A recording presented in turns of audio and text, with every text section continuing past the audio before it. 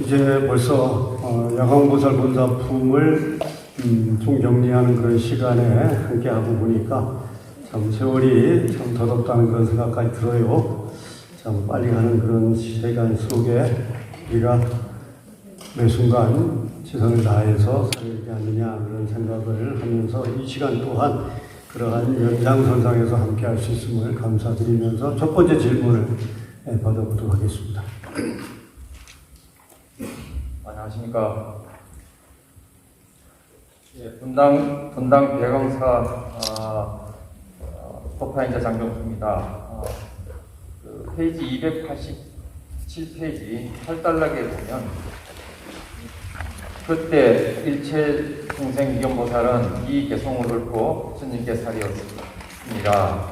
세존이시여 세존께서는 아직 세상에 계시옵나이까. 그때 1월 전명도분께서 일체 중생 위견보살에게 이르셨느니라. 남자야, 내가 열반할 때에 듣고 면칭할 때가 이르렀으니 너는 편안하게 자리를 펴라. 나는 오늘 밤에 마땅히 열반하리라. 또 일체 중생 위견보살에게 칭명합니다. 남자야, 내 불법을 너에게 구수하며 모든 보살과 대제자들과 아울러 안옥다라 삼맥삼보리의 법과 또 삼천대천 칠보세계의 모든 보수 보대와 시봉하는 모든 하늘을 모두 다 너에게 맡기노라. 내가 멸도한 후에 이를 사리도 너에게 구축하노니 마땅히 부시켜 널리 공양하도록 하고 수천의 탑을 일으키리라. 1월 정명께서 일체 신생 위견보살에게 이와 같이 지명한 후 밤중 후분에 일반에 드셨느니라. 여기에서 1월 정명께서 모든 것을 일체 신생 위견보살에게 구축하였는데 어떤 인연으로 일체 중생 위견보살께 구축하였는지 존경하는 교행님께 다시 한번 묻고 싶습니다. 감사합니다.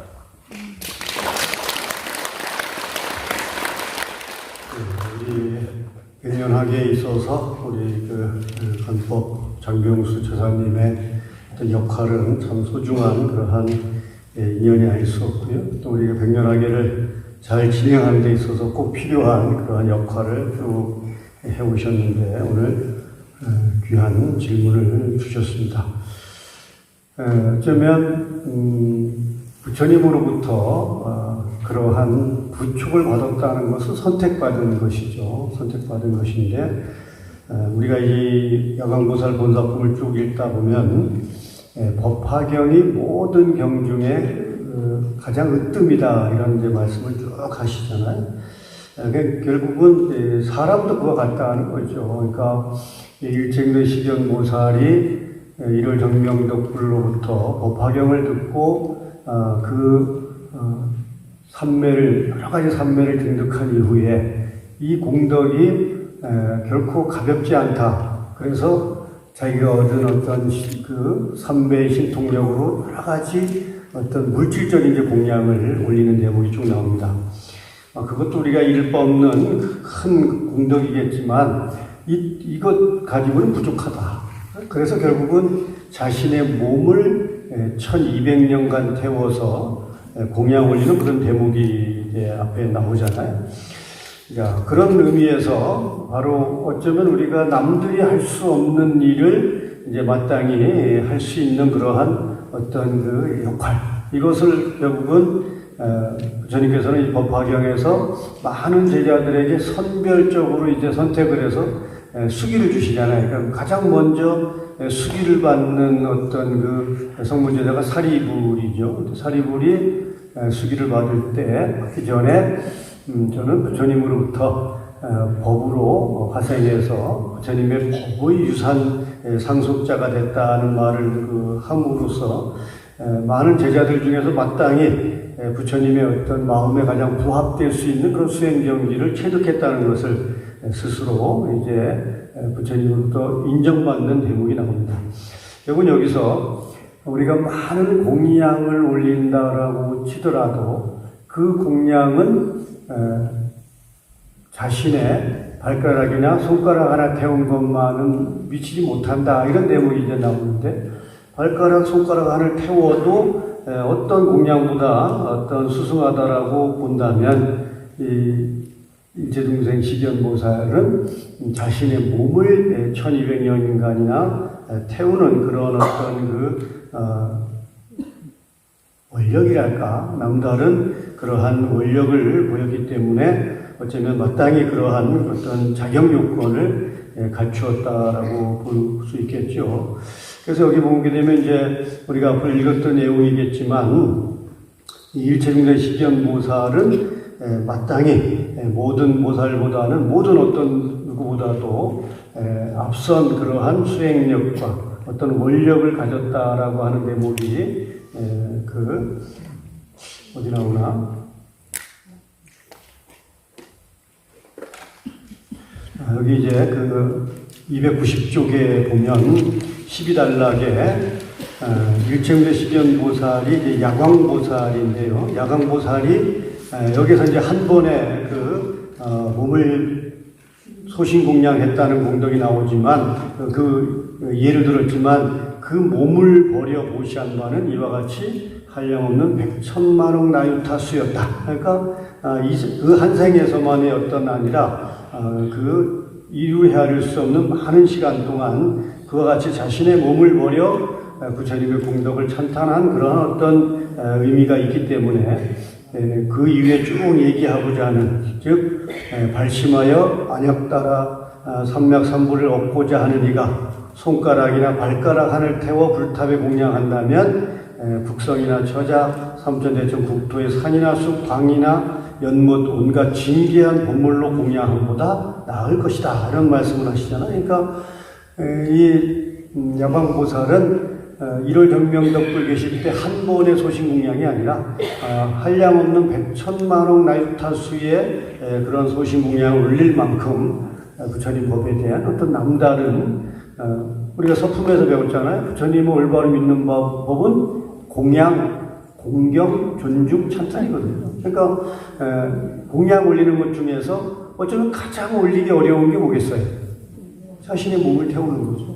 자신의 목숨, 그래서 우리가 삼기의도 그래서 귀명, 목숨을 담보로 한다, 그런 의미잖아요. 그러니까 내 목숨을 담보로 하는 어떤 그러한 공양을 올릴 수 있는, 그것은 마땅히 공경, 존중, 찬탄의 어떤 연장선상이 있기 때문에 가장 올바른 그러한 보시이자, 또 이것이 단순하게 자신을 위한다면 자신의 몸을 소신공양하기 어렵잖아요. 이게 부처님을 찬탄하고 또 법화 공덕을 찬탄하는 이러한 어떤 일이기 때문에 바로 이 야광보살이 다른 사람이 가질 수 없는 그러한 공덕을 성취했다고 보고, 그래서 바로 부처님께서 그러한 야광보살이기 때문에 훗날 부처님의 대행자, 나를 대신해서 마땅히 그러한 성문에게 수기를 주고 또 중생을 어떤 안육따라 삼맥삼보리로 제도할 수 있는 이러한 어떤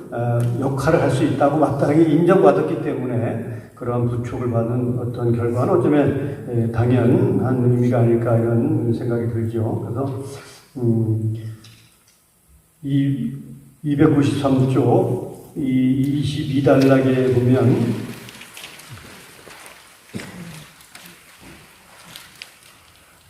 훌륭하고 장하다 선남자야, 내가 능히 서가모니 불의 법중에서 이경을 받아지며 독숭하고 사유하여 남을 위해서라도다. 그 얻는 복덕이 한량없고 끝이 없어 돌로도 태우지 못하고 물로도 쓸어내지 못하리니 너의 공덕을 일천 부처님이 함께 설할지라도 다하지 못하리라. 그 다음 보면 선남자야, 백천의 부처님께서 신통력으로 함께 너를 지켜주시니 일체 세간 하늘과 사람 중에서 너 같은 이는 없느니라. 오직 열애를 제외하고 모든 성분과 벽지불과 보살의 지혜 선정으로도 너 같은 이는 없느니라. 수왕하야, 이 보살은 이와 같은 공덕과 지혜의 심을 성취했느니라. 그러니까 뭔가 남다르다고 하는 의미를 이렇게 쭉 설명하는 대목을 보면 이 단락에서 왜 특별히 이 수왕아, 즉 일체중생 식연보살에게 그러한 어떤 당신의 열반 이후에 어떤 역할을 부족하신가라고 하는 문제는 충분히 공감할 수 있는 부분이 나온다라고 볼 수 있고요. 그래서 어쩌면 이것은 우리 신행과도 결국 다르지 않죠. 우리가 어떤 부처님으로부터 인정받고 그 인정이 결국은 가피력이라는 어떤 결과가 현실화됐을 때 우리가 어떤 그 공덕의 그 결과를 자신의 몫으로 받아들일 수 있기 때문에 어쩌면 이 수왕화 보살과 같은 즉 일체중생 시견 보살과 같은 그러한 어떤 공덕을 성취할 수 있는 어떤 그 역할은 뭔가 이제까지 말씀하신 바대로 남과 같이 하면 남과 같이 되는 것이고요. 남보다 나은 일을 해야 남보다 나은 그러한 결과를 얻을 수 있겠다는 그러한 의미로서 우리가 진행하는 데 있어서 어떠한 의미를 가지고 어떤 역할을 하고 어떤 행위를 할 것이냐라고 하는 그런 부분에 대한 기준점으로 우리가 이해할 수 있는 그러한 이 일체의 시견보살의 어떤 수행 공덕이 아닐까 이렇게 생각을 하고요. 첫 번째 우리 정경수 우리 법화행자의 질문에 대해서 우리 모든 법화행자들은 마땅히 남과 같이 해서 남과 같이 해놓고는 나보다 또 특별하게 어떤 그 결과를 기대하는 이것은 결국은 욕심일 수밖에 없다는 그런 의미로 이 그 부분을 이해를 해서 부처님으로부터 뭔가 특별하게 인정받고 또 어떤 역할을 맡겨도 충분히 그 신뢰할 수 있을 만큼의 어떤 그 신심과 원력을 함께 할 수 있는 견지할 수 있는 그런 법화행자가 될 수 있는 그런 구절로 이해해 주십사 하는 말씀으로 첫 번째 질문에 답을 하도록 하겠습니다. 감사합니다.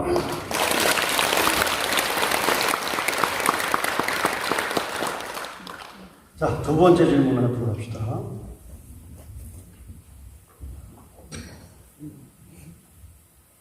안녕하십니까, 스님.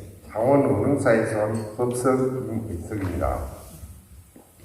일문단 6배 줄 모든 하늘과 역시 야차와 건달과 등등이 들으면 모두 환희하겠나이다 라고 하며 부처님께 야광보살에 대해 간략히 설명해 달라고 설해 달라고 하였는데요. 23문단 부처님께서 수왕화 보살에게 야광 보살 본사품을 부족하시면서 모든 하늘과 용, 야차, 구반다 등이 거의 편의를 맺는 일이 없도록 하라 하셨습니다. 수왕화 보살을 발휘하겠다 하였는데 부처님께서는 왜 편의를 맺는 일이 없도록 하라 하는지 궁금합니다. 스님과 이민다 인도를 갔다 온 지도 9년이 지났는데도 여전히 초진자여서 못 들었습니다. 감사합니다.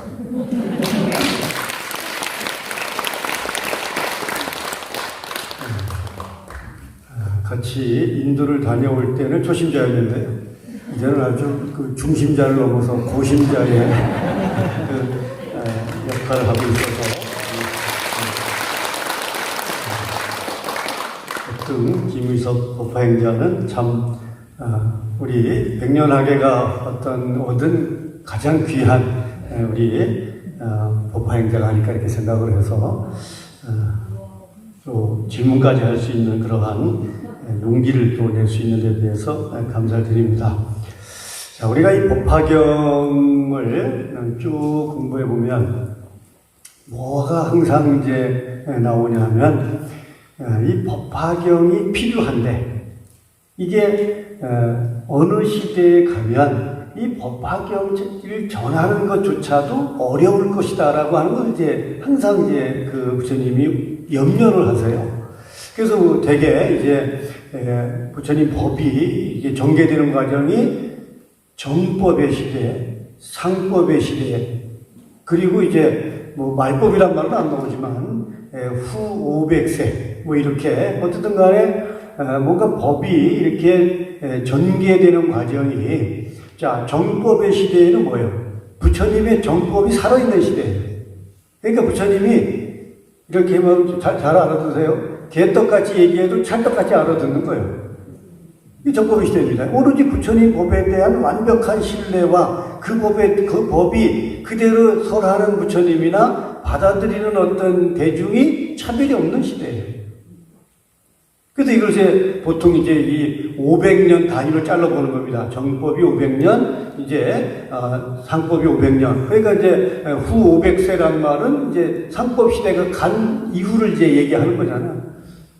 뭐 그때는 이제 증상권자가 나타나고 뭐 법을 펴는 자체가 어려워지고 이제 이런 어떤 예상적인 어떤 말씀 많이 하신단 말이에요. 그러니까 정법의 시대에는 법을 펴는 게 어렵지 않아요. 왜? 장애가 없으니까. 장애가 없으니까 누구든 와서 그 법을 들으려고 하고 그 법을 뭔가 실천하려고 하니까 아무 문제가 없어요. 근데 문제는 이제 정법의 시대가 항상 견지되는 것이 아니라 변한단 말이에요. 그죠? 우리 마음도 변하잖아요. 우리가 백년하게 내가 항상 물어요. 몇 명 와요? 물어보면. 그럼 항상 숫자가 달라요. 들쭉날쭉해. 왜? 오다가 안 오고, 안 오다가 오고. 그러는 거예요. 그러니까 결국은 우리가 정법의 시대에는 법을 펴는 일도 어렵지 않고, 법을 배우는 일도 어렵지 않아요. 장애가 없어요. 근데 이제 상법의 시대만 가도 상황은 조금 바뀌는 거예요. 이제 상법이라는 말은 그야말로 법을 믿는데, 정법의 시대에는 눈에 보이는 것을 믿는 것이 아니라 눈에 보이지 않는 법의 실체를 가지고 믿는 거예요.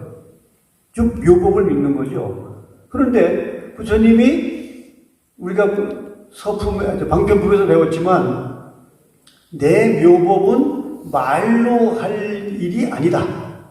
그러나 말없이 전할 수 없었기 때문에 나는 바라나시로 갔고 그래서 거기서 방편교서를 펼 수밖에 없었다 이런 말씀을 하세요. 그 결국은 우리가 정법의 시대에는 법을 믿는 것이 장애가 없어요. 그러나 상법의 시대만 가도 벌써 분별력이 생겨요. 요새 상자가 사람 인면에 코끼리 상자를 써서 모습 상자라고 이렇게 상자를 써요. 물론 같은 모습 상자인데 모습 상자를 나타내는 한문이 여러 글자가 있는데 유독 정법은 바를 정자 정법이고요. 상법은 모습상인데 인면에 코끼리 상자를 써요.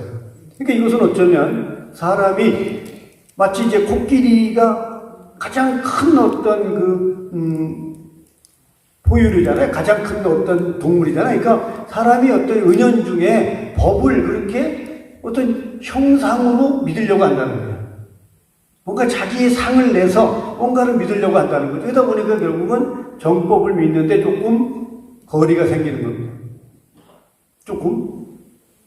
그러다 보니까 정법의 시대까지만 해도, 상법의 시대까지만 해도 그래도 법을 믿으려고 하죠. 그러나 이제 이것이 이제 상법의 시대가 지나가서 끝으로 갈수록에 이제 법을 믿으려는 마음이 자꾸 약해지는 거죠. 그만큼 또 장애가 생기는 거예요. 그 장애가 생기니까 결국은 법을 펴는 일이 어려워지는 겁니다. 그래서 우리가 법화경의 법을 가장 완벽하게 펴는 역할을 하는 그 수행자를 법사라고 해요. 근데 법사의 자격 요건을 말하고 있는 품이 제10품 법사품이잖아요. 그죠? 그리고 그 법사의 올바른 그 역할에 의한 공덕을 얘기하는 게 19 법사 공덕품이잖아요. 그 법사 공덕품에서는 부모로부터 물려받은 육신으로 해탈할 수 있다라고까지 표현을 해요. 그런데 이 법사품에서 법사의 자격을 얘기할 때 물론 이제 우선 5종, 역할은 5종이죠. 수지, 독송, 해설, 서사입니다. 그런데 이것이 후 500세 혼탁한 세상에 가면 이 법을 펴는 일이 결코 쉽지 않을 것이다. 그래서 부처님이 법사의 자격을 뭐라 그래? 열의 방에 들어가서 열의 옷을 입고 열의 자리에 앉아라. 즉 열애실, 열애의, 열애좌라고 하는 어떤 법사의 자격 요건을 이제 제시를 하시잖아요. 여기서 이제 무엇을 일컬어서 열애실이라고 하냐, 무엇을 일러서 열애의 방에 들어갔다고 하느냐, 바로 대자비심이 열애실이다. 그럼 무엇을 일러서 열애의 옷이라고 하느냐, 유아인욕심이다. 어떠한 일도 참을 수 있는 마음자리가 열의 옷이다. 그래서 인욕의 갑옷을 입어라 그런 표현을 우리 쓰죠. 그리고 이제 세 번째가 열의 자리에 앉는다는 것은 일체 법이 공하다는 것을 아는 것이다. 법공을 깨닫는 것이다. 그러니까 이 세 가지 여건을 갖추지 않으면 후 500세에 가서는 결코 법을 펴는 일이 쉽지 않을 것이다. 왜? 여기 얘기하고 있는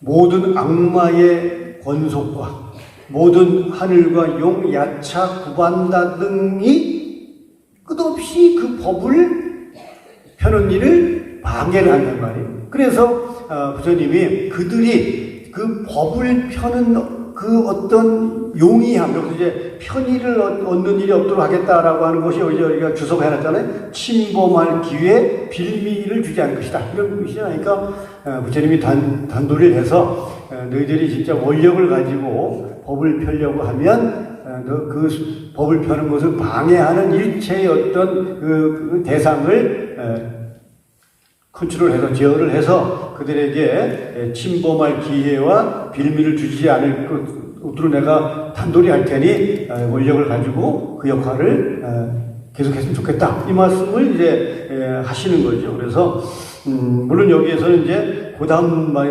중요하잖아요. 너는 마땅히 신통력으로 이 경을 지켜라. 왜냐하면 이 경은 사바세계 사람들 병에 좋은 약이 되기 때문이니라. 그러니까 이게 이제 야광보살이잖아요. 야광. 이게 약의 왕이니까 어떤 그 병고에 시달리는 어떤 그런 일이 원만히 성취되는 어떤 일이지요. 그러니까 어째 우리가 이번에 코로나가 빨리 그래도 우리가 종식돼서 이렇게 야외에서는 마스크를 벗고 지낼 수 있는 것도 우리가 법화행자들이 야광보살 본살품을 2달 동안 읽었기 때문인지도 몰라요.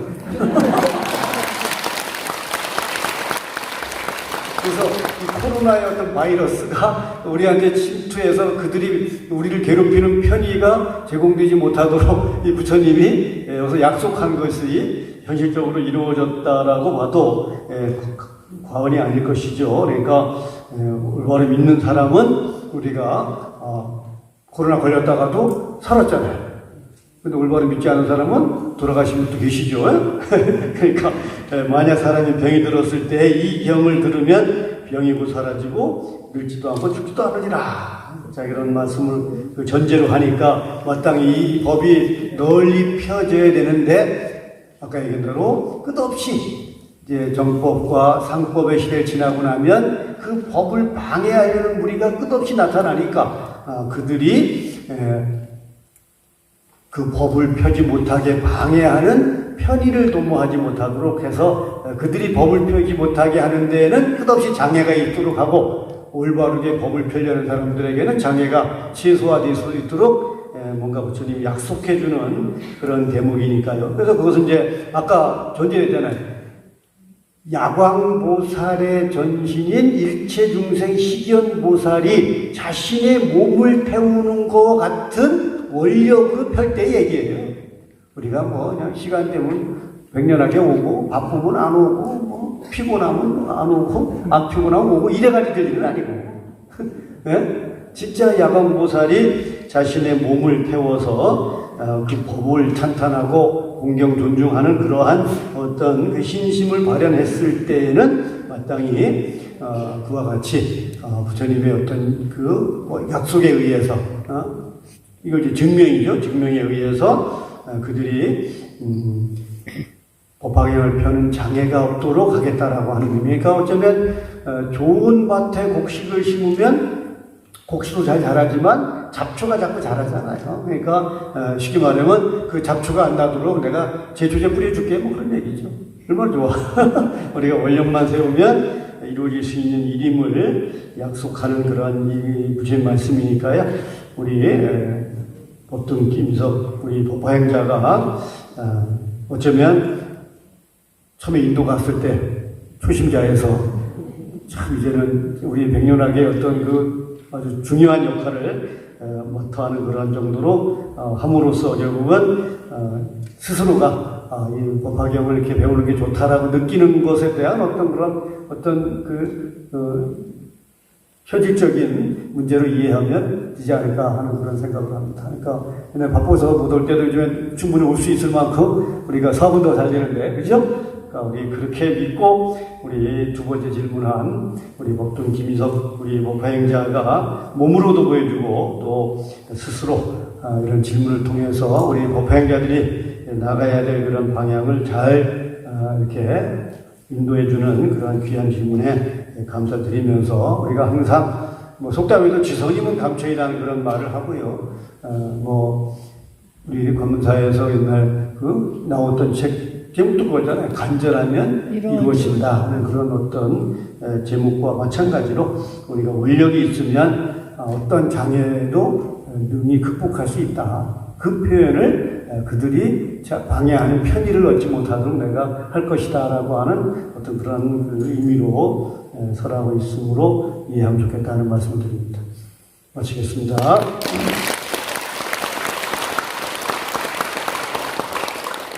세 번째 질문을 받도록 하겠습니다.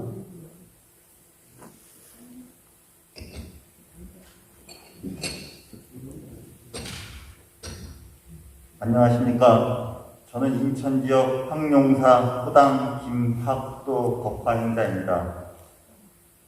한글 독송 묘법 변화경 페이지 285 3단락.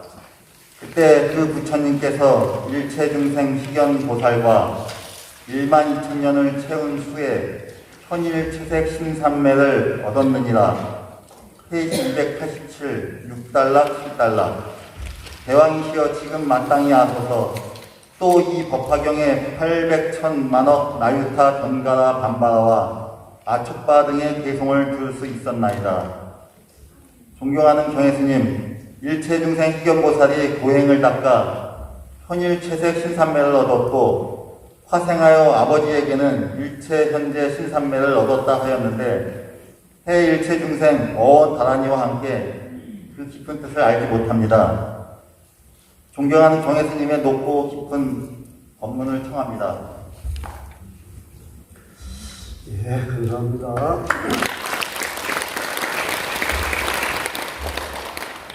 자, 우리 이제 일체중생 시견보살이 얻은 삼매가 일체 현재신 삼매와 또 현일 뭐요? 이 페이지 나와요.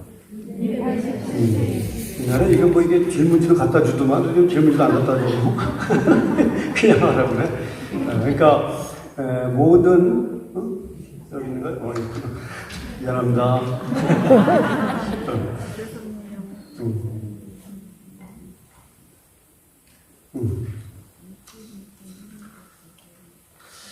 자, 현일체 색신삼매와 현일체 제신삼매와 이제 해일체 중생 어원다란이에 대한 뜻을 이제 설명해달라는 그런 질문이죠, 그죠?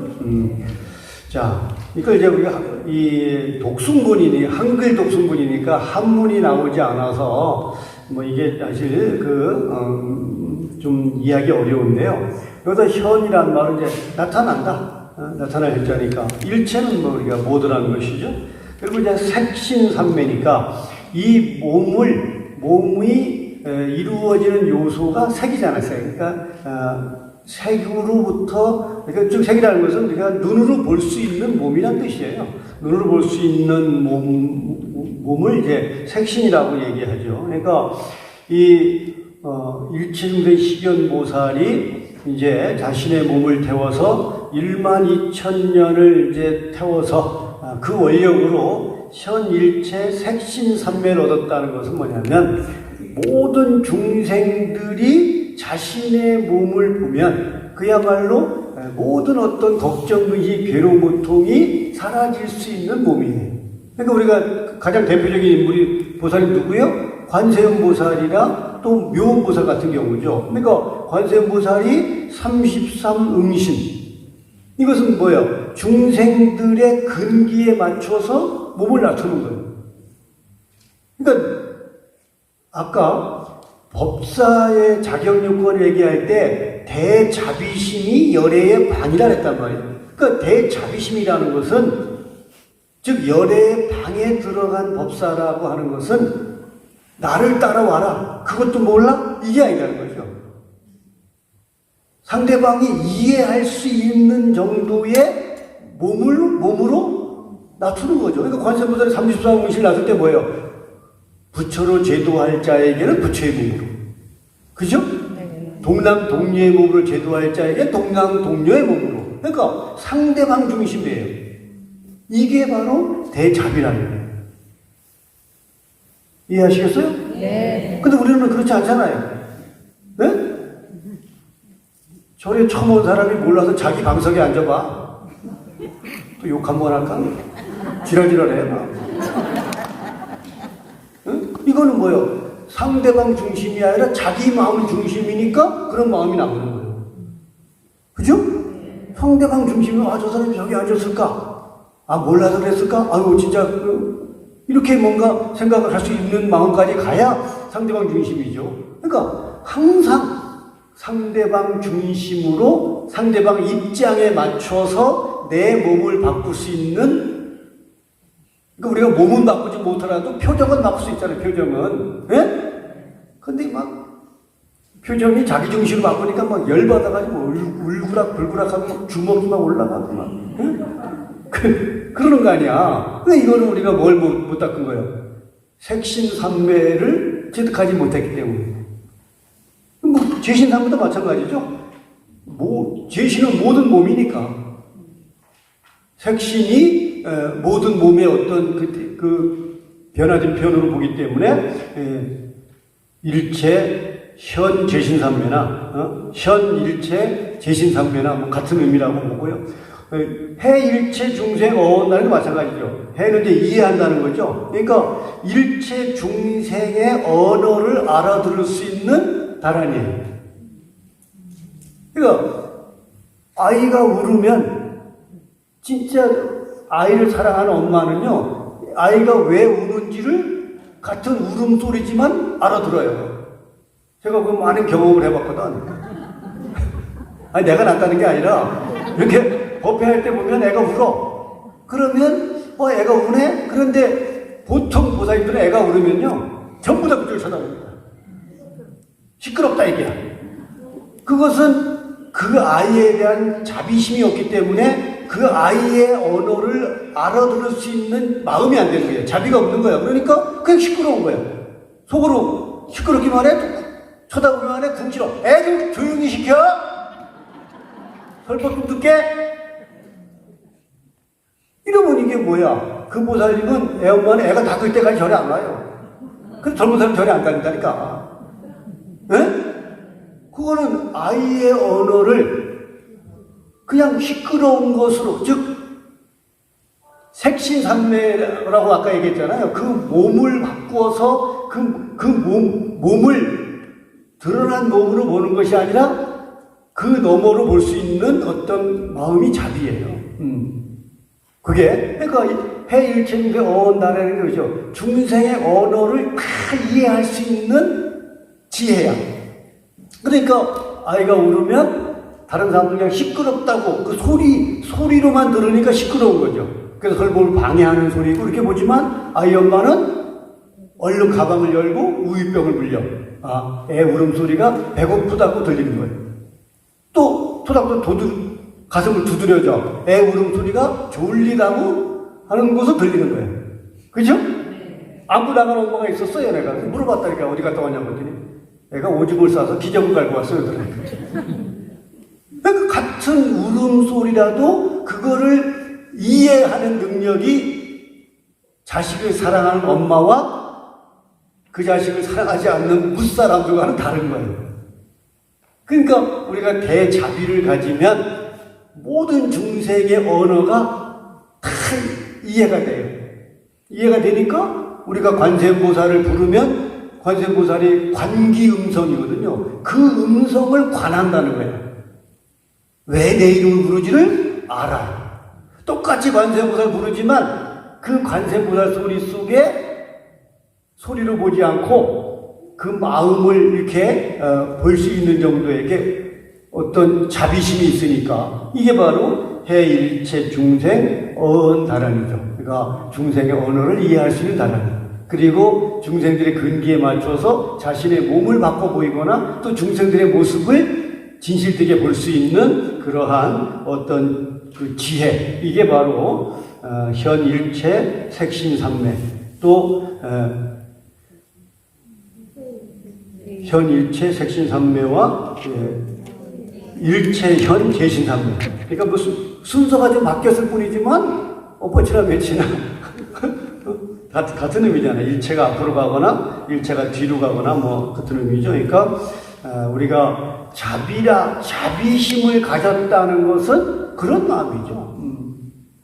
그러니까 뭐 누가 모른다고 그것도 모르냐고 구박을 하고, 그러니까 우리가 이것도 중에 나오잖아요. 그러니까 어느 품에 나오나, 그러니까 법화경을 읽는 사람의 허물을 얘기하면 그것이 사실이건 사실이 아니건 간에 업이 될 것이다. 우리는 안 그래. 꼭 자꾸 말하길래 내가 불러놓고, 좀 그러지 마세요. 근데, 스님 내가 언제 없는 걸 합니까? 그리고 그 법화경 읽어요. 없는 말도, 있는 말도 하지 말래, 부처님이. 그러니까 상대방을 애틋하게 생각을 하면 그러지 않을 텐데, 매사가 자기 중심이니까 항상 그런 행동이 나오는 거잖아요.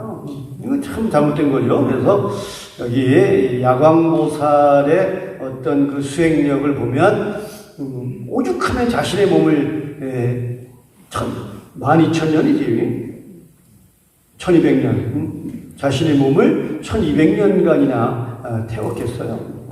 그러니까 이렇게 우리가 법화행자라고 이름한다라고 하면 우리도 최소한 현일체 색신삼매까지는 아니더라도 최소한 상대방을 헤아려 볼 수 있는 정도의 어떤 마음은 냈으면 좋겠고요. 해일체 중생 어언다라니까지는 아니더라도 최소한 그의 말 속에 담긴 어떤 깊은 뜻이라도 좀 헤아려 볼 수 있는 정도의 마음자리 가지고 살면 좋지 않겠는가, 이런 생각을 해봅니다. 가능하겠습니까? 네. 그러면 세 번째 황용사 호당 김학도 법화행자의 질문을 통해서 우리가 법화행자가 가야 될 길에 대해서 우리가 조금 유념할 수 있는 귀한 질문에 감사를 드립니다. 마치겠습니다. 자, 네 번째 질문 받도록 하겠습니다. 안녕하십니까. 서울 관문사 적을 두고 있는 경현 스님, 지혜 높은 경현 스님 이해 스님들이 많은 법비를 받았음에도 불구하고 서약처에 싹트쳐 아직 트지 못한 무매한 서정락 처사입니다.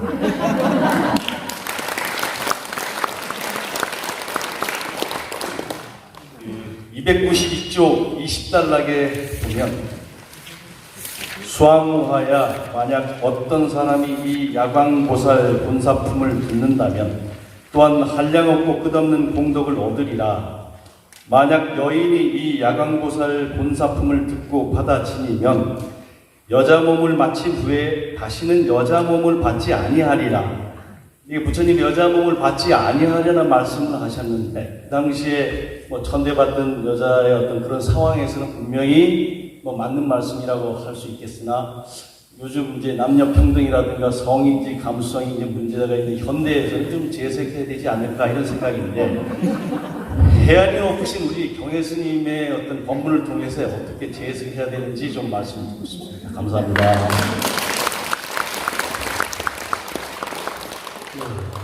사실 저도 이 질문에는 참 곤혹스러워요. 답을 해야. 사실 이게 왜 그런지에 대한 어떤 이유 없이 그냥 여인의 몸에 대한 어떤 부정적인 어떤 표현이 나오잖아요. 그러니까 여기만 나오는 것도 아니고요. 제바달다품에도 이제 용녀에 관련해서 여자의 몸이 5가지 장애가 있다라고 하는 부분에 대한 어떤 이야기가 사리불을 통해서 나옵니다. 또 이제 부처님이 성도하셔서 이제 교단을 꾸려갈 때 우리가 이제 사부 중이라고 그러잖아요. 사부는 이제 비구니, 그러니까 출가한 남녀, 출가하지 않은 남녀를 이제 사부 중이라고, 사부 대중이라고 얘기하는데, 그러니까 최초에 부처님이 바라나시 가서 오비구에게 설교하셨으니까 이제 남자 비구가 만들어졌고요. 그리고 거기에서 야사라고 하는 이제 청년이 이제 출가했으니까 이제 남자 신도가 만들어졌어요. 그리고 이제 그 야사의 부모가 이제 부처님께 귀의했으니까 여자 어떤 제가 불자는 만들어진 형국이 되는데요. 실제로 이제 비구니가 만들어진 것은 그보다 훨씬 이제 이후에 이제 교단의 어떤 구성원이 되죠. 그러니까 최초의 이제 출가자로서 여자 즉 비구니가 된 게 마하파사파제죠. 이제 그 부처님의 어머니잖아요. 그러니까 어머니. 그러니까 물론 뭐 이모란 표현도 가능하고 양모란 표현도 가능하고 괴모란 표현도 가능하지만 그 당시 인도 상황에서는 그냥 왕의 어떤 일종의 최소 말하면 이제 첩이죠. 그러니까 일종의 그런 입장이니까 어쨌든 간에 부처님의 어머니신 파사파제, 즉 마하파사파제가 이제 최초의 비구니가 이제 돼서 사부중이 이제 이루어지는데요. 사실 그 어머니가 부처님 어머니 마하파사파제 어머니께서 부처님께 출가를 이렇게 허락을 구했어요. 그런데 부처님이 답을 하지 않으셨다는 거예요. 그러니까 그 당시 이제 많은 석가족의 남자들은 그 출가할 때 제약을 두지 않았을 뿐더러 그 이복 동생인 그 난타 같은 경우에는 억지로 이렇게 출가를 시킬 만큼 그랬던 것에 비추어 본다면 이 어머니의 출가를 썩 이렇게 반기지 않았다는 것은 상당히 요즘 시대 상황에서는 이해가 안 되는 부분이 있어요.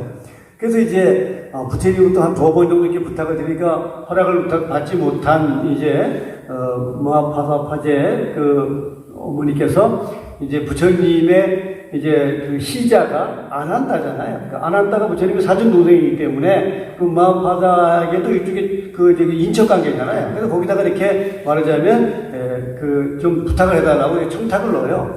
그래서 이제 아난다가 지위에 있을 때마다 부처님께 이제 이렇게 말씀을 드려서 이제 그 허락을 받습니다. 그래서 이제 출가하게 되는데요. 부처님이 열반하신 다음에 아난다에게 부처님을 잘 못 모신 허물 3가지를 들어서 대중 공사를 벌여요. 그 중에 하나가 여인 출가를 부처님께 집요하게 말씀드린 허물을 하나 꼽습니다. 이런 상황에서 봤을 때 과연 여인 출가가 가져올 수 있었던 어떤 변화된 환경을 어떻게 받아들일 것인가. 물론 이제 그러고 나서 이제 비구니가 출가를 하고 나서 이제 비구니의 어떤 그 교단의 운영에 대해서 부처님이 특별히 이렇게 언급한 대목이 몇 가지 있어요. 그러니까 반드시 비구니는 그 비구들 교단 언저리에서 수행하도록 하라. 이런 어떤 몇 가지 단서 조항을 이제 붙이게 되는데요.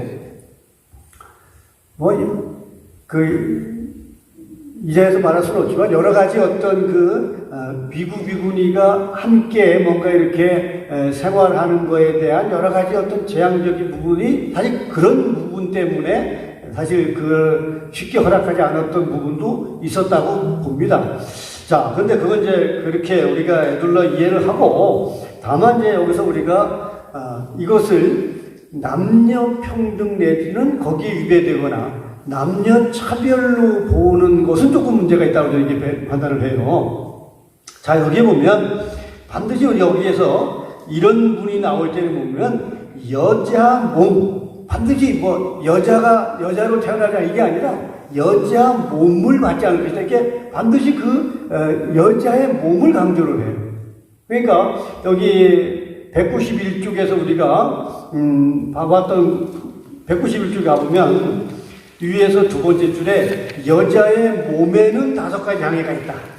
이렇게 해서 이것도 똑같이 여자의 몸에 대한 어떤 장애를 얘기를 해요. 그러니까 여자의 어떤 그런 구성원에 대한 어떤 차별이 아니라 여자의 몸에 대한 어떤 경계를 달리한다는 거예요. 그렇다면 자 여기 우리가 읽었던 야광보살 본사품 11쪽 그러니까 289쪽 11단락에 보면 10단락에서 그 처음에 이제 몸을 1200년간 태워서 이제 공덕을 성취하고 또 그 공덕으로 이제 죽었다가 또 다시 환생을 하죠. 다시 태어나서 또 다시 이제 한 게 뭐냐면 자신의 몸을 태웠어요. 아니죠. 자신의 팔을 태웠죠. 그죠? 네. 10쪽에 보면 네. 이 말을 하고 나서 곧 84,000 탑 앞에서 백복으로 장엄된 자기의 팔을 태워 72,000년간 공양함으로써 성문을 구하는 수없는 대중과 한량없는 아승기의 사람을 안욕따라 삼맥삼불의 마음이 일어나게 하여 모두 현일체 색신삼매에 머무르다. 즉 여기서 현일체 색신삼매라는 것은 뭐냐면 눈으로 보여지는 어떤 현상을 전부라고 보지 않는 겁니다. 이게 현일체 색신삼매, 현일체 제신삼매 그런 의미예요. 그렇기 때문에 자신의 몸을 태워서 그 다음 나오잖아요. 자신의 그 팔을 한테 태웠어요. 그러자 모든 보살과 하늘과 사람과 아수라 등이 그게 팔이 없음을 보고 그러니까 그냥 색신으로 보면 팔이 하나 없어진 겁니다. 탔으니까. 그죠? 그래서 그걸 보고 슬퍼하며 이 일체중생 식연보살은 우리의 스승으로서 우리를 교화하실 분인데 아까 앞에서 부처님이 내가 열반하면 네가 책임지고 하라고 이미 이제 말씀하셨잖아요. 그런데 지금 팔을 태우시어 몸이 구족하지 않으시도다. 왜? 색신으로 보면 즉 현일체 제신삼매라든가 현일체 색신삼매를 깨닫지 못한 어리석음을 보면 팔이 하나 없어진 겁니다. 그렇죠? 그런데 이때 일체중생 식연보살이 대중 가운데 이렇게 서원을 세웠다. 내가 두 팔을 버렸으니 반드시 부처님의 금빛 몸을 얻으리라. 만약 이 일이 진실이라면 나의 두 팔은 다시 예전같이 되리라. 이 서원을 마치니 저절로 예전과 같이 되었다. 그죠? 나와 안 나와? 나오죠? 왜? 이 보살의 복덕과 지혜가 순우한 까닭이니라. 그러니까 남녀 간의 어떤 그런 차별을 얘기하는 것이 아니라 그 몸에 관련된, 즉 여자 몸에 관련된 경계를 얘기하는 거예요. 근데 그것은 법화경에 뭐가 중심이에요? 마음이 중심입니다. 그러니까 마음이 중심이 되면 그 몸이라는 것은 그냥 팔 하나 없어졌다가 바로 제 몸같이 되는 것이고요. 자, 191쪽을 돌아가서 우리가 옛날에 읽었던 거 191쪽에 이제 사리불이 여자의 몸이 이렇게 장기가 있는데 뭐 여자 몸을 선물했다는 말을 하느냐 말이여 방구여 이렇게 얘기하잖아요. 그자 이제 용녀가 쭉 얘기하죠. 그래서 쭉쭉 내려가서 보면 그대들 신통력으로 내가 성불하는 것을 보리니 이보다 더 빠를 것입니다. 당시에 모인 대중이 모두 다 용녀를 보니 호련히 잠깐 사이에 남자로 변하여 보살행을 갖추고 남방 무구세계에 가서 보배 연못에 앉아 등정각을 이룬다. 호련이라는 게 뭐예요? 시간의 경계 없이 이루어지는 거예요. 응? 이해가 돼요? 그러니까 여자의 몸을 놓고 보면 분명히 뭔가 장애가 있다는 거죠. 장애가 있다. 그래서 다 성인들이기 때문에 우리가 왜 여인 출가를 그렇게 집요하게 부처님이 허락을 하지 않았을까라고 하는 것 중에서 사실 우리가 부처님 당시에 수행 체위는 반드시 결과부자였어요. 물론 인도라고 하는 사람의 특징상 신체 구조상 하체가 깁니다. 인도 사람들이. 그래서 이 결과부자, 즉 양쪽 발이 양쪽 무릎 허벅지에 올라가는데 전혀 장애가 없어요. 근데 우리는 이게 발이 짧아가지고 굉장히 하기가 이게 어렵습니다. 그거 하면 굉장히 힘들어요. 근데 인도는 그게 가장 올바른 선정의 자세를 할 수 있는 거예요. 그런데 여러 가지 이제 추측을 해보는 거지. 왜 여인 출간 부처님이 그렇게 반대했을까? 근데 여기 경전에 보니까 여인의 몸에 대해서 자꾸 얘기를 한단 말이야. 그럼 여인의 몸과 뭔가 이게 상관성이 있지 않을까라는 생각을 쭉 하면서 나온 여러 가지, 몇 가지 이론 중에 여인 출가 이후에 반가부자까지 허락을 했다. 허용했다. 뭐 이런 정도의 어떤 유추적인 부분이 나와요. 이것은 분명히 그 당시에 부처님이 가사를 입었다면 속옷을 입었을까 안 입었을까? 응? 안 봐서 모르죠? 근데 부처님과 같은 동시대에 수행을 하다가 훗날 자인하교라고 하는 교를 만드는 그 이름 누구지? 자인하교 교주? 그 찾아봐요. 그 있어. 이분이 이렇게 가사를 입고 가다가 가사에 나무까지 걸렸어요. 그러니까 나는 이 가사를 가지고 있는 게 이게 집착이고 해서 가사를 벗어주고 맨몸으로 알몸으로 수행을 합니다. 그래서 그 자인하교는 반드시 나체 신앙이에요. 나체. 그러니까 그걸 미뤄보면 부처님도 속옷은 안 입었다는 얘기야. 네? 이해가 됩니까? 네. 그렇다고 하면 남자끼리 있을 때야 뭔 관계가 있겠어. 근데 이게 여인이 같이 있으면 이게 뭔가 또 가려야 되지 않아? 이런 문제. 그죠? 그리고 이렇게 반드시 우리가 그 삼의 일발, 그래서 우리가 불출가 사문이 소유해야 될 물건으로 삼의, 옷 상중하의와 바로 하나라고 하지만 실제로는 육물이거든요. 그 중에 하나가 뭐 광석, 그리고 벌레를 걸러 마실 수 있는 걸러망, 뭐 이렇게 몇 가지, 6가지 물건을 얘기해요. 그러니까 이렇게 앉아 있으면 이게 우리가 이렇게 광명님 같이 이렇게 정제된 법당에서 공부하는 건 아니잖아. 때는 나오면서도 하고 그러니까 이렇게 뭐 벌레 같은 게 자꾸 기어다니면 그럴 거 아니겠어요? 그런 데 있어서에서도 여인의 몸은 굉장히 어떤 그 장애가 있을 수 있는 거죠. 장애가. 뭐 이런 여러 가지에서 분명히 여인의 몸에 대한 어떤 그 경계를 말씀하시는 것이지 여인에 대한 어떤 의미를 말하는 것은 아니에요. 그러니까 뭔가 두 팔을 버렸다가도 그냥 단박에 완성된 몸으로 되고 여인의 몸이었다가도 호련히 남자의 몸으로 바뀌어서 성불하는 모습도 보여주는 이런 의미에서 보면 몸이라는 것은 현일체 색신삼매, 현일체 제신삼매라고 하는 거에서 경계에서 보면 색신으로 보면 여자 남자의 어떤 경계지만 마음자리로 보면 그 경계는 아니다. 그래서 우리가 뭐 여자하고도 그냥 저분은 여장부요. 여장부는 뭐예요? 여자인데 몸은 여자인데 마음은 남자다 이거 아니야. 그게 여자부 아니에요?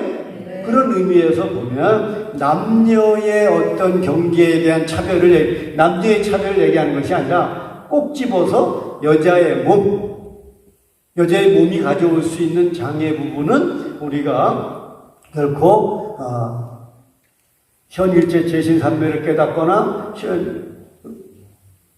일체현 제신삼매를 깨닫기 전까지는 색신의 어떤 몸의 어떤 경계에 끄달리지만 그걸 벗어나면 그야말로 파라나가 바로 태웠다가도 바로 정상으로 되고 몸을 남자몸으로 바꾸는 것도 호련히 이루어지는 그런 경계에서 봤을 때 몸의 경계는 결코 즉 그렇게 중요한 경계가 아니다 하는 의미를 염두에 두는 그러한 의미로 이해하는 게 좋지 않을까. 그러나 저는 이런 질문은 아주 곤혹스럽습니다.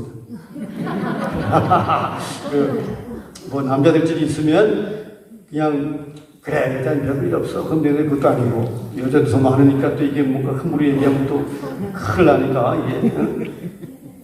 그래서 뭐 여러 가지 상황을 놓고 봤을 때 꼭 집어서 여자의 몸, 그래서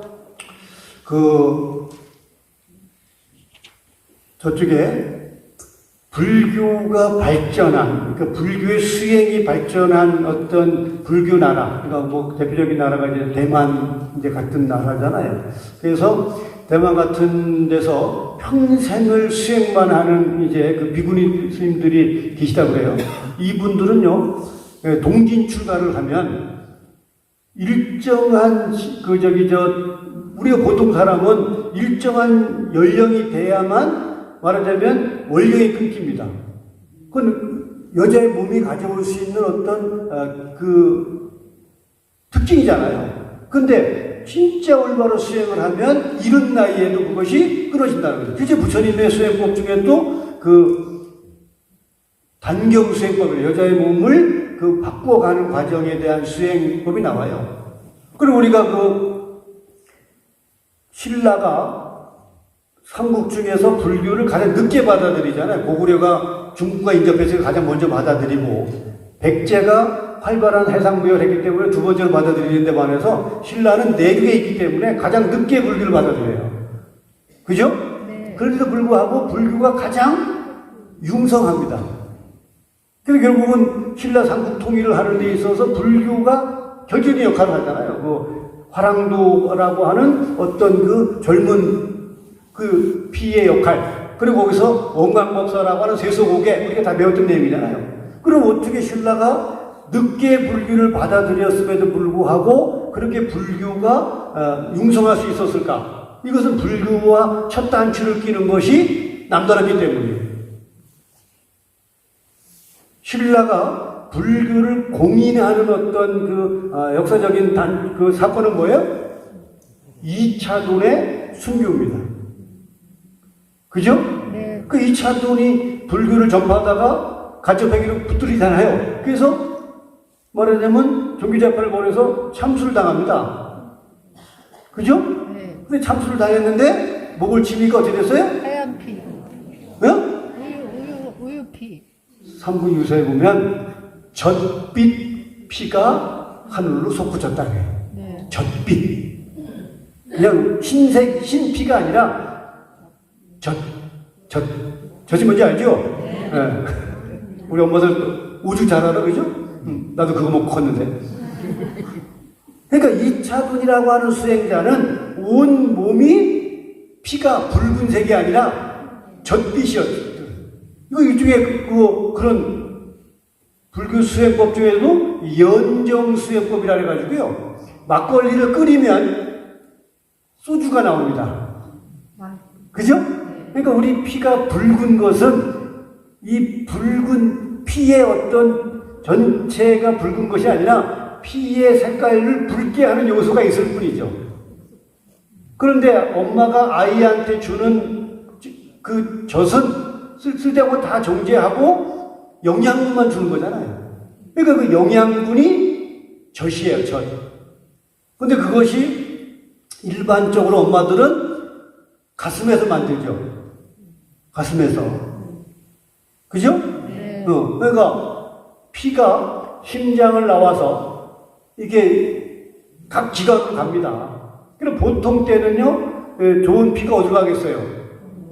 머리로 가겠죠. 이게 뇌가 중요한 장기니까. 근데 여인은 일정한 연령대가 되면 가장 좋은 피가 태바루로 흘러 들어갔다가 또 아기를 낳으면 태바루로 가던 피가 끊기고 가슴으로 가는 거죠. 그러니까 이게 여인은 피가 가는 어떤 우선순위가 이 멍청한 남자들은 일관적이야. 근데 여인의 몸은 그 필요에 의해서 가는 장기가 달라요. 그러니까 태바루로 흘러갈 때는 이게 이세를 만들 수 있는 에너지가 되라고 들어갔다가 애를 가지면 이제 아이의 어떤 영양분을 줘야 되니까 태출을 통해서 아이에게 영양분을 주기 위해서 난 안 해봤지만 그게 끊어지죠. 또 애를 낳으면 가슴에 들어가서 또 먹여야 되니까 또 끊어지잖아요. 안 그래요? 네. 이렇게 뭔가 여인의 몸이 가져올 수 있는 그건 장점이죠. 그 세속으로 말하면. 그런데 수행자로 보면 장애이죠. 수행자로 보면. 그러니까 끝없이 수행을 하면 그 장애가 제거되는 거예요.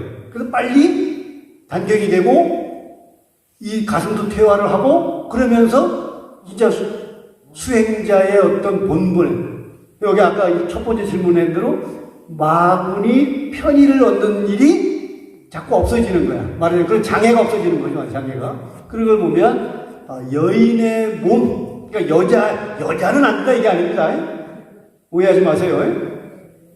여자도 되는데 여인의 몸은 장애가 있다는 거예요. 그리고 보통은 여인의 몸을 가지면 여자 마음을 쓰죠. 아주 여자들 빈덕스러워 죽겠어. 그렇지 않아요? 네. 여자가 소갈머리가 그렇게 넓지 않아요, 남자보다. 어? 부정해도 어쩔 수 없어. 어?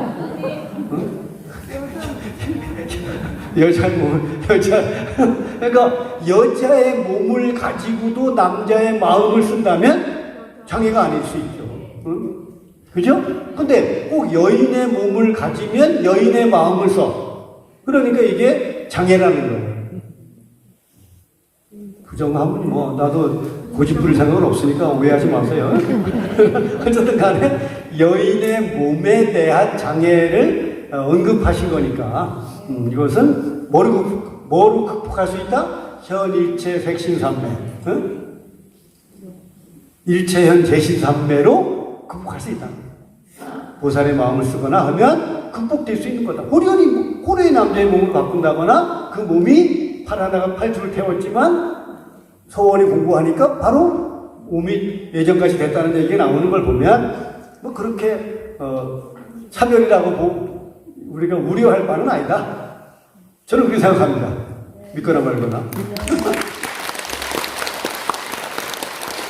어쨌든 간에 이런 질문은 아주 조롱스러워요. 쓸데없는 질문을 하고요. 자, 그렇게 해서 네 번째 질문을 한 우리 서정락 법화영장님의 질문으로 대신하도록 하겠습니다.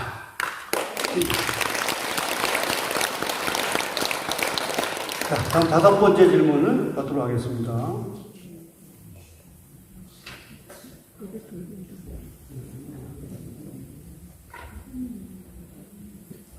안녕하십니까, 경혜스님. 저는 원주 성사 법화영자 행신 김희수입니다.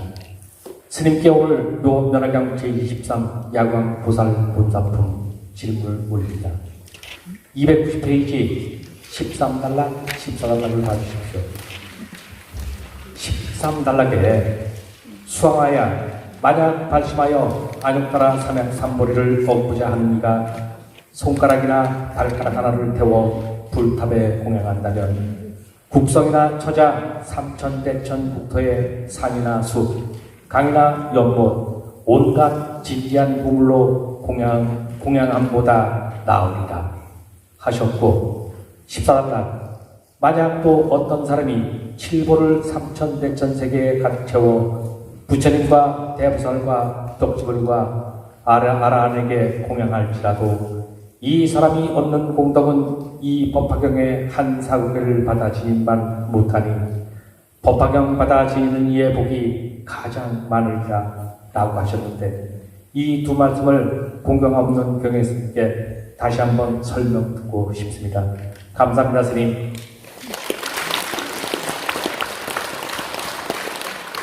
자, 우리가 흔히 이제 수행 교의를 얘기할 때 이제 성문, 연각, 보살, 불이죠. 그리고 또 수행 교의를 52계단으로 얘기할 때 십신, 십주, 십행, 십회양, 십지, 등각, 묘각 이렇게 얘기를 합니다. 여기서 어떤 그 공통점이 하나가 있다면 뭐냐면 우리 중생이 얻을 수 있는 최상의 공덕은 성불이에요. 그죠? 성불보다 더 높은 공덕은 없어요. 인정하십니까? 그런데 성불은 부처가 되는 거잖아요. 그럼 우리가 불자가 돼가지고 기본적으로 하는 게 부처님한테 가서 절하는 거예요. 그리고 신행하는 모습이 부처님한테 절하고 기도하고 불공하고 예경하고 이런 걸 합니다. 왜 해? 왜 그런 행위를 왜 해요? 부처님한테 뭐를 얻고 싶은 게 있기 때문에 하는 거예요. 안 그래요? 솔직해져야지. 이물질인데. 뭐 아닌 척, 뭐 마음 닦으려고 해요? 천만의 말씀, 뭐 마음 얼마 닦는다고. 그러니까 내가 항상 얘기하잖아요. 대조사님 탄신일 때 등을 많이 켜고 내가 33일 차려주다가 밥 굶은 적이 한두 번이 아니에요. 점심을. 그러니까 우리는 뭔가 부처님을 향해서 뭔가 행위를 하면 그 행위는 부처님한테 뭐를 얻고 싶은 욕구가 있는 거예요. 응? 맞죠? 그러니까 역설적으로 얘기하면 부처님은 베푸는 자입니다. 베푸는 자. 그러니까 완벽하게 베푸는 자가 부처님이고요.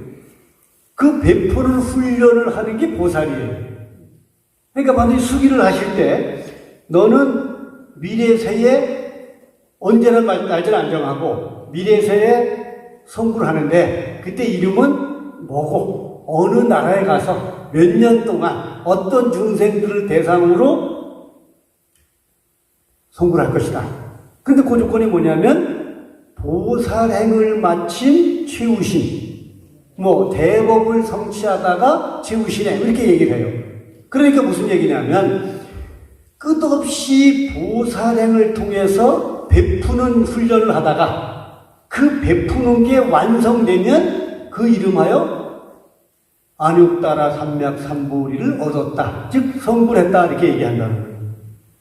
그러니까 여기서 아무리 뭐 7일보를 올리던 뭐 삼천대천 국토에 뭐를 올리던 이런 것은 뭐예요? 뭔가 부처님을 향해서 이렇게 나의 뭐를 염두에 두고 행하는 행위예요. 그죠? 그런데 자신의 몸을 태운다? 죽고 나면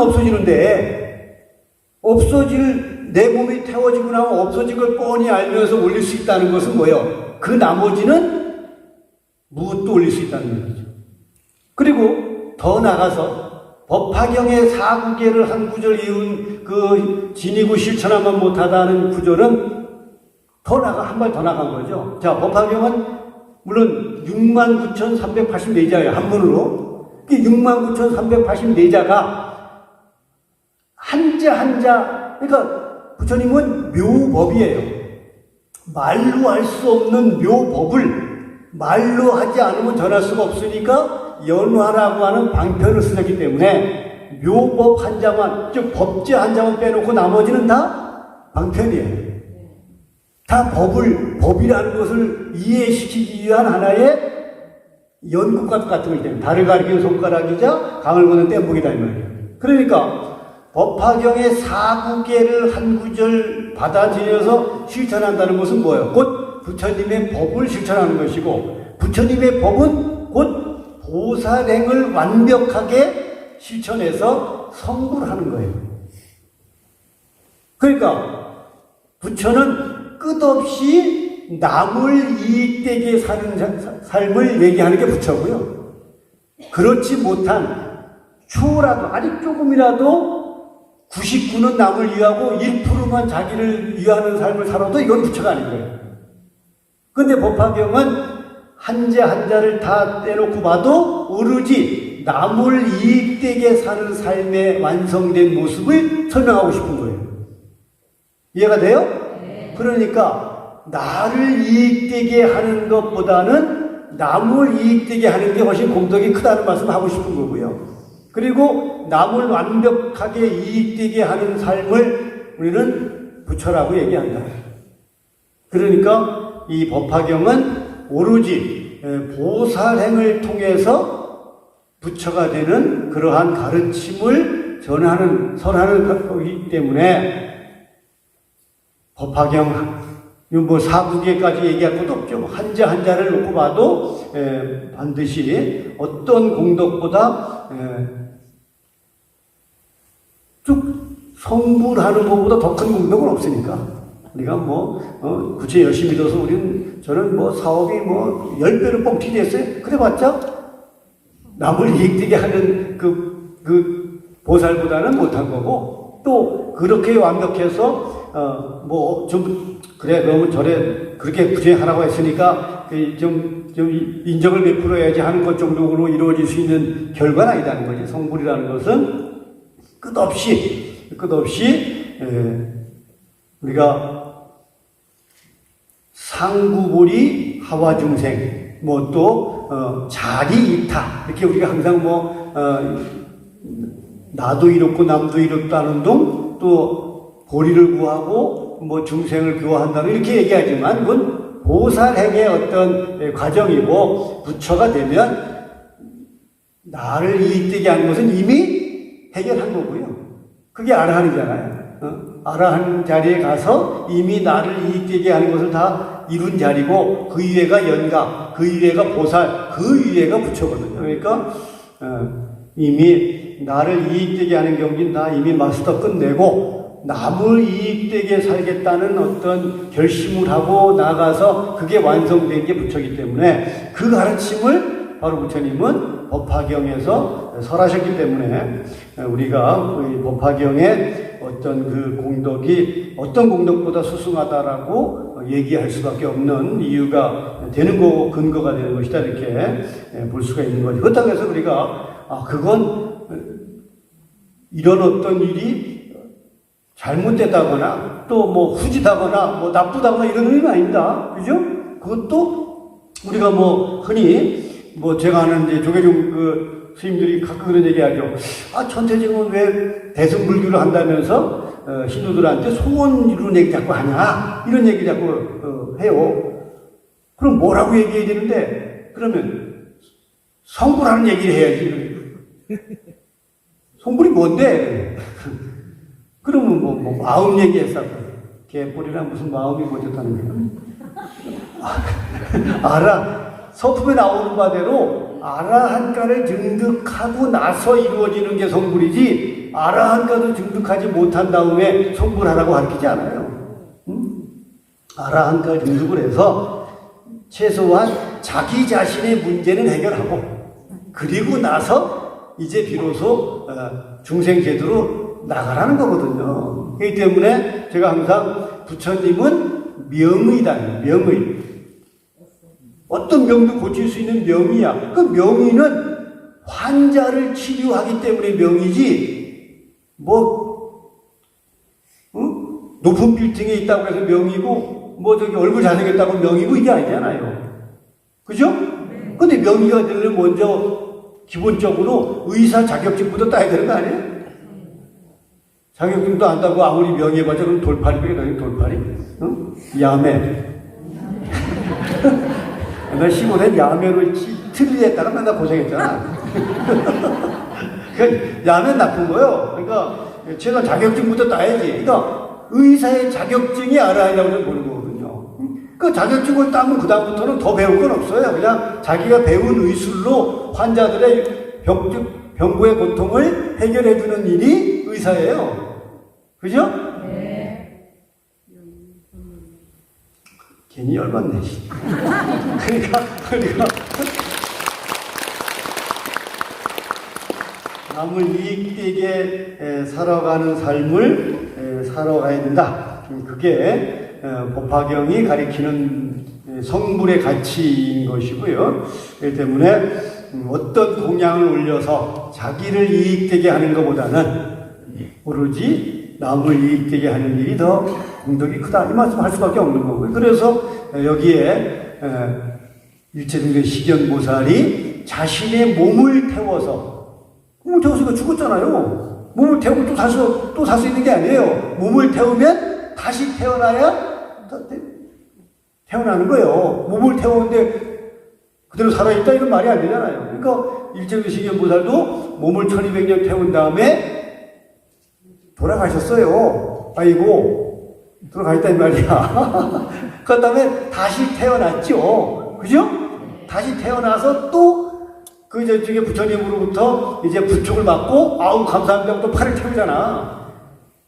이때는 팔만 태우잖아. 죽을 정도는 아니잖아. 이미 그런 어떤 공덕을 성취했으니까 내가 이렇게 팔을 태워봐라. 이렇게 원령가에서 또 팔이 또 살아난다? 이거 보여주기 위해서 그게 바로 현일체 색신삼매이자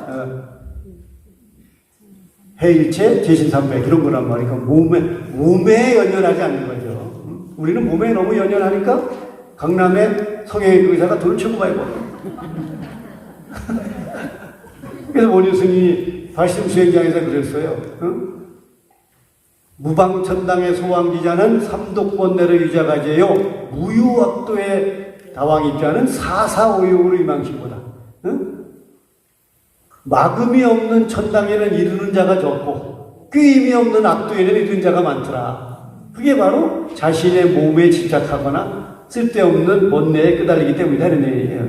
그러니까 우리가 스스로가 남을 이익되게 하는 삶을 살 것인지 아니면 나를 이익되게 하는 삶을 살 것인지에 대한 경계가 분명히 해야 된다는 거죠. 그렇다고 해서 나를 이익되게 사는 것은 나쁘다고 말하지 않아요. 부처님이 분명히 바라나시 가서 하신 말씀은 나를 이익되게 하는 절법이었거든요. 그런데 그걸 이제 그 전부라고 믿었던 성문 제자들에게 내가 얘기했던 그것은 진실이 아니다라고 얘기하니까 그들이 이제 의심을 하니까 계속 얘기하는 거죠. 계속 얘기하면서 이제 뭐 처음에는 화택상거의 비유를 말씀하셨죠. 네가 불타는 집에 나오라고 해서 안 나오니까 내가 장난감 준다고 얘기했던 거지 내가 장난감 주고 싶은 게 목적이 아니었다 하는 것과 또 그렇게 설교하니까 제자들은 아까 얘기했잖아요. 정법의 시대에는요 굳이 딱 말씀하시면 척 알아들어요. 그래서 법화의 7가지 비유 가운데서 맨 처음 들은 화택삼거의 비유는 부처님이 방편과 진실에 대해서 불타는 집 속에 들고 있는 아이를 구제하는 방법에 대해서 아버지 마음에서 설법을 하신 거예요.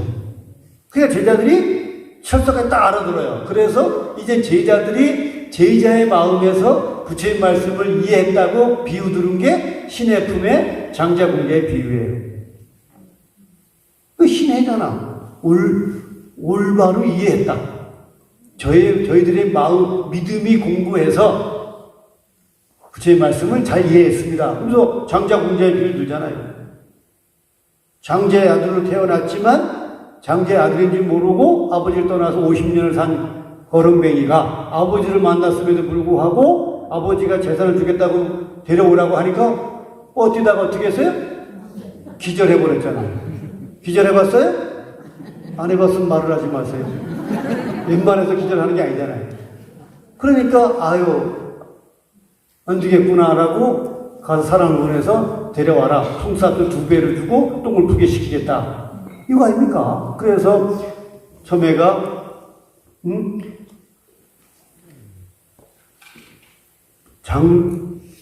가난한 아들이 놀라서 기절한 것을 화엄경의 비유를 하셨고 와서 똥을 푸는 일을 아함의 비유를 하고 또 자유자재로 출입하게 허락해 주는 것을 뭐 방등의 비유를 하고 재산을 대신 관리하는 것을 반야의 비유를 하고 그 다음에 재산을 물려받는 것을 법화의 비유를 했다. 이게 이제 전제대사가 오시 교상하는 근거로 삼았던 거 아닙니까? 그러니까 귀한 아들에게 똥을 푸게 한 것은 아버지의 허물이 아닙니다. 그거요. 그죠? 저희들이 못나서 아들이 못나서 똥을 폈지 아버지가 절대 아들을 미워해서 똥 푸게 한 것은 아닙니다. 이거 아니에요. 그러니까 그렇다. 그러면서 부처님은 이제 삼초 이목의 비유를 드시는 거 아닙니까? 한 구름에서 한 맛의 비가 내리지만 성장에 자라는 모습을 보면 상중하의 약초와 대소의 나무의 차별이 있다. 그거잖아요. 뭐 그런 얘기잖아요. 그러니까 법화경이라고 하는 것은 오로지 중생을 이익되게 하기 위해서 설한 경이기 때문에 오로지 중생을 이익되게 하고자 하는 보살만이 이해할 수 있다. 그러니까 우리 같이 자신을 이익되게 하는 일에 연장하는 사람은 이해할 수도 없을 뿐더러 오해를 해서 오만 짓을 하니까 그들에게 얘기하지 말아라 이렇게 얘기했는데 경혜스님은 자꾸 얘기하고 있는 거죠. 저는 이렇게 얘기해도 말 안 들어요. 내가 그렇게 순진한 사람이 아니에요. 제가 말하면 다 알아들 것 같은지 천만의 말씀. 100번을 얘기해도 뒤에 가면 그래도 내 좋은 게 좋은 거예요. 그런다니까. 나무 구박하고 말이야. 그래서 그러지 말라고 오늘 마지막 질문을 우리가 하신 우리 행신 김희수 법화행자가 법화행자가 나가야 할 길은 오로지 자리가 아니라 이타다. 이타. 이미 자리는 스스로 아라한가 등득하면 성취되는 것이니 이제 이타행을 해라 하는 것이 이제 법화경의 핵심 대의고요. 그래서 법화경 우리가 흔히 회삼귀일이라든가 또 뭐 개권현실이라든가 뭐 또 추함을 드러내서 뭐 쇠함을 뭐 세운다 뭐 그런 얘기 약간 여러 가지 어떤 그 얘기를 하죠. 그래서 간에 우리 법화행자들이 갈 길은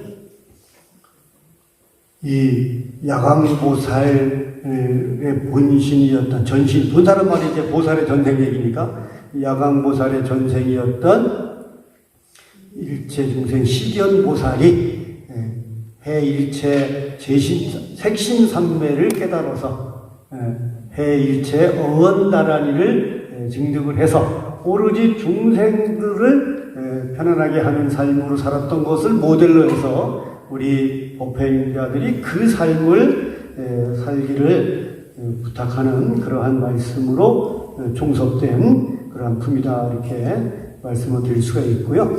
그래서 그러다 보니까 이제 야광보살 본사부 지나면 이제 실제적인 어떤 보살 얘기 나오죠. 묘음보살 그리고 관세음보살 얘기가 이제 현실적으로 설해지는 그러한 그 구성으로 법화경이 구성되어 있다는 점을 우리가 알 수가 있겠습니다. 자, 마지막 질문까지 답을 했고, 10시까지인가요? 10시까지. 딱 10분, 9분 남았는데 딱 좋네요. 9분. 자, 공부 열심히 하시고, 예? 네. 제발 좀 잘해요.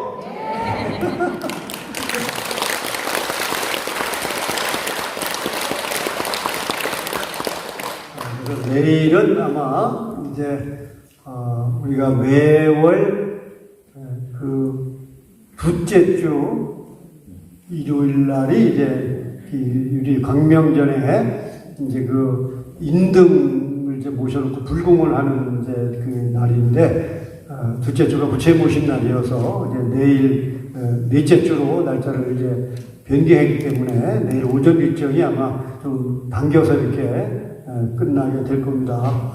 그러면 우리도 저는 이제 그래도 모름지기 법화행자라고 하면 그 우리 광명전에 저 인등 정도는 다 그냥 그 접수해야 된다고 생각을 해요. 네? 우리 여기서 이렇게 편안하게 말이죠. 이게 법화행자들이 모여서 우리끼리 이렇게 실행할 수 있는 게 얼마나 감사합니까? 그죠? 네.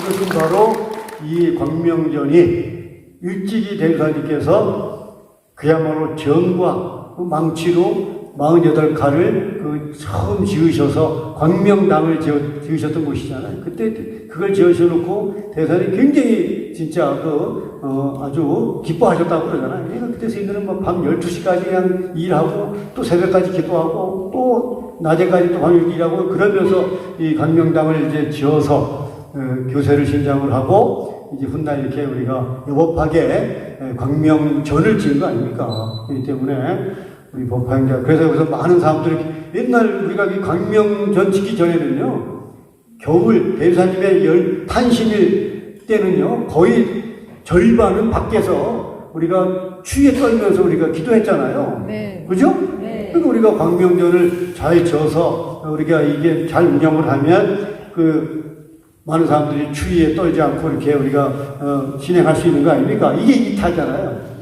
좀 인덕도 접수 좀 하시고 내일 또 끝나자마자 빼지르고 버리고 가지 말고 불공에 참석을 하고 말이죠. 예? 그래야 될 거 아니겠어요? 맞아요? 네. 그래서 내가 좋아하는 말이 주마가편이란 말이에요. 달리는 말에 채찍을 가한다. 그러니까 듣지 않는 사람도 해봤자 입만 아파. 근데 우리 모파이냐들은 그래도 얘기하면 들은 척이라도 해잖아. 그리고 또 잘 실천도 하고 제가 항상 믿고 있습니다. 그래서 오늘 이제 야광보살 본사품이 난행고행 보살행 야광보살법 공양. 야광보살 공덕 법공양? 네. 공양. 그러니까 우리는 난행고행을 해야 되는 건데요. 편하게 쉽게 가는 길은 아니다 그런 생각이 들고요. 앞으로 하여간 우리 백년하게 법화행자님들 빠짐없이 법화행자의 어떤 본분을 잘 견지하시고요. 빠짐없이 백년하게 함께 하셔서 법화행 열심히 공부하셔서 그 인연 공덕으로 꼭 구경 성불할 수 있도록 정진해 주시기를 당부드리면서 오늘 지겨 쌓는 법화행자 시간을 가름하도록 하겠습니다. 고맙습니다. 감사합니다.